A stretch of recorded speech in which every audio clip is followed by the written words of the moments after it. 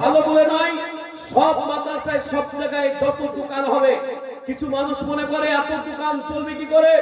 আগে যখন আসতাম 2014 সাল 15 সালে আসতাম, তুলসীহাট হাটে এত রাস্তাঘাট ছিল না, এত দোকান বাজার ছিল না, এত আপনার বড় বড় শপিং ছিল না, মোটরসাইকেলের শোরুম ছিল না।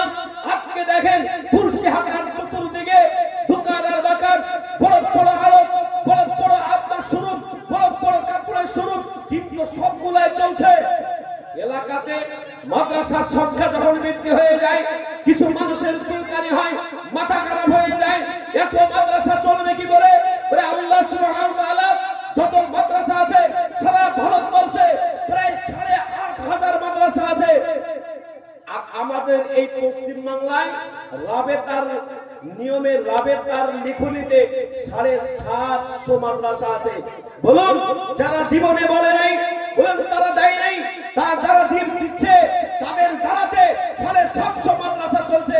আর যারা দেয় নাই, বলুন তাদের না দেওয়া দিকে মাদ্রাসা পড়ে আছে। জোরে বলুন, মাদ্রাসা পড়ে আছে। জোরে বলুন, কই পড়ে আছে? কোথায় পড়ে আছে? সেটাকে চালাবো। এই বাবা, পড়ে নাই, সব জায়গাতেই চলছে, কিন্তু এক একটা জায়গায় এক একটা হতে পারে ধত্ত ভেতরে আসে না, 1% ধরা আসে না। বেশির অংশ মাদ্রাসা ভালো চলছে। বলুন আলহামদুলিল্লাহ। হে মুসলমান, আমি আপনাদের সকলকে বলে দেব, আল্লাহ ওয়ালা কখনো কোন জায়গায় আমি আপনি চলে যাব, কখনো কোন সময় আল্লাহ পাক আপনাকে আমাকে নিয়ে নেবে। দুনিয়া থেকে যাওয়ার আগে আগে আপনাকে 2-4টা ভালো কাজ করে যেতে হবে। প্যারা রাসূল সাল্লাল্লাহু আলাইহি ওয়াসাল্লাম বলেছেন, মানুষ যখন মৃত্যুবরণ করবে তার সমস্ত আমল বন্ধ হয়ে যাবে, কিন্তু ইল্লা মিন সালাতাতি, কিন্তু 3টা আমল তার কখনো বন্ধ হবে না। এই জন্য প্রথম নম্বর হলো নেক সন্তান দুনিয়াতে রেখে যাওয়া। নেক সন্তান কারা? যারা কোরআন পড়বে। নেক সন্তান কারা? যারা বাবা মার মৃত্যুর পরে কল্যাণের দোয়া করবে। নেক সন্তান কারা? যারা 5 ওয়াক্ত নামাজ পড়বে। নেক সন্তান কারা?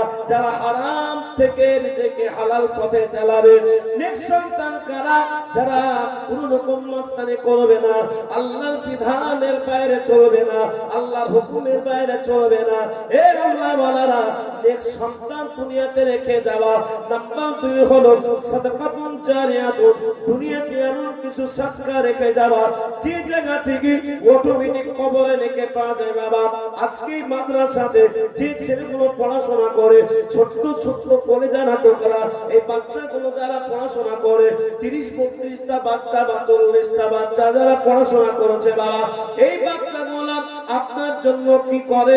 এলাকায় যখন সব বাচ্চারা মায়ের প্রেমে দেওয়া বিছানাতে সব বাচ্চারা যখন ঘুমিয়ে থাকে, হে আল্লাহ ওয়ালারা, এই বাচ্চারা ফজরের নামাজ আদায় করার পরে সূরা ইয়াসিনটা পড়ার পর আল্লাহর কাছে দোয়া করে, আল্লাহ এই মাদ্রাসাকে যারা ভালোবাসে, এই মাদ্রাসাকে যারা ভালোবেসে, এই মাদ্রাসাকে যারা আমাদের থাকা খাওয়ার ব্যবস্থা করেছে, আল্লাহ তাদের জন্য দোয়া করি। যারা কবরে চলে গেছে, কবরের জায়গাটা শান্তির জায়গা বানিয়ে দাও। আর যারা এই জায়গা থেকে যারা মাদ্রাসাকে ভাবনা চিন্তা করে, যারা জান দিয়ে, মাল দিয়ে, বুদ্ধি দিয়ে মাদ্রাসাকে চালাচ্ছে, আল্লাহ তুমি তাদের দুনিয়া এবং আখিরাতকে ভালো করে দাও। এই মাসুম বাচ্চারা কারা? যাদের পায়ের নিচে আল্লাহর রহমতের পর বিছিয়ে দেয়। এই ছোট ছোট বাচ্চারা যখন আল্লাহ দরবারে দোয়া করবে, আল্লাহ পাক দোয়া না করে থাকতে পারে না। এ বাবারা, আমি আপনাদের সকলকে বলি, আল্লাহ কখন দুনিয়া থেকে আপনি আমি চলে যাব, এই যাওয়ার আগে আগে একটু ভালো কাজ করে যেতে হবে। তাই আমি আপনাদের সকলকে বলবো, আল্লাহ কখন আপনার আমার মওত হয়ে যাবে, মৃত্যুর সময় কালেমা নসিব হবে, মৃত্যুর পরে আপনার ছেলে মেয়ে 2-3 দিন 10 দিন কান্না করবে, তারপরে আপনার কান্না বন্ধ, আপনার ছেলে মেয়ে আর মনে রাখবে না। কিন্তু এই মাদ্রাসা বা মসজিদ আপনাকে কখনো ভুলবে না, চাহে যেখানে মাদ্রাসা হোক না কেন। হে বাবারা, আমি আপনাদের সকলকে বলবো, এই পৃথিবীতে থাকতে থাকতে তাই ভালো কাজের সাথে আমরা জুড়ে যাই, ভালো কাজের সাথে আমরা জুড়ে যাই।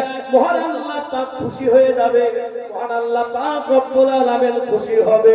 তাই আমি আপনাদের বলবো, এ মুসলমান, মৃত্যুর পরে আপনার আমার জন্য এলান হয়ে যাবে, মসজিদে মসজিদে এলান হয়ে যাবে।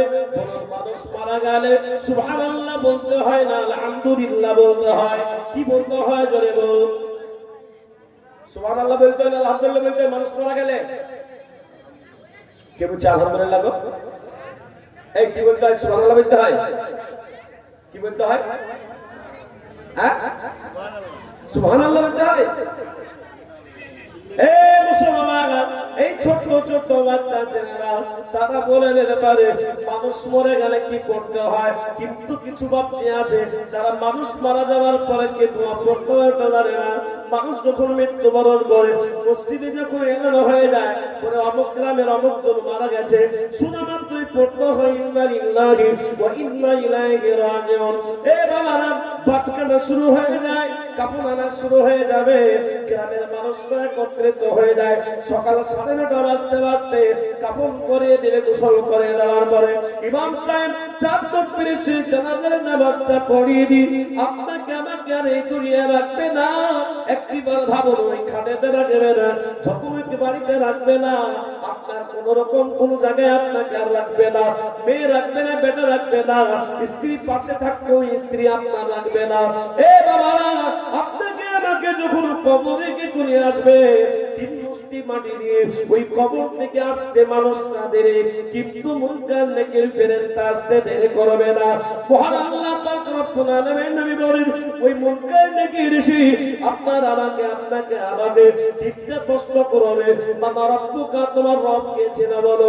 একবার চলে বলুন, আমাদের রব কে? চিল্লায় বলো, রব কে? নাম্বার 2 প্রশ্ন করবে, মাটি ঢোকা, তোমার ধর্ম কে চেনা বলো? তোমার ধর্ম কি জোরে বলো? ইসলাম।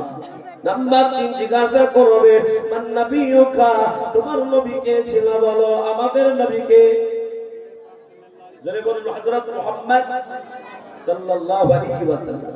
এই তিনটা প্রশ্নের উত্তর যদি আপনার আমার সাথে কয় যায়, আল্লাহ পাক যদি আপনার আমার জীবনটি কবরের ভিতরে বের করে নেয়, এ আল্লাহ বালারা, মুনকার নেকির আল্লাহ তাআলাকে বলে, ও আল্লাহ, আপনার বান্দা বান্দি তিনটা প্রশ্নের উত্তর দিয়ে দিয়েছে।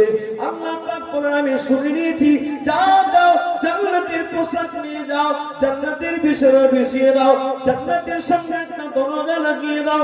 আমি আল্লাহ কিয়ামত পর্যন্ত তার কবর যে জায়গাটাতে শান্তির হাওয়া, আমি আল্লাহ ঠান্ডা ঠান্ডা হাওয়া, আমি আল্লাহ কিয়ামত পর্যন্ত পৌঁছে দেব। জোরে বলুন সুবহান।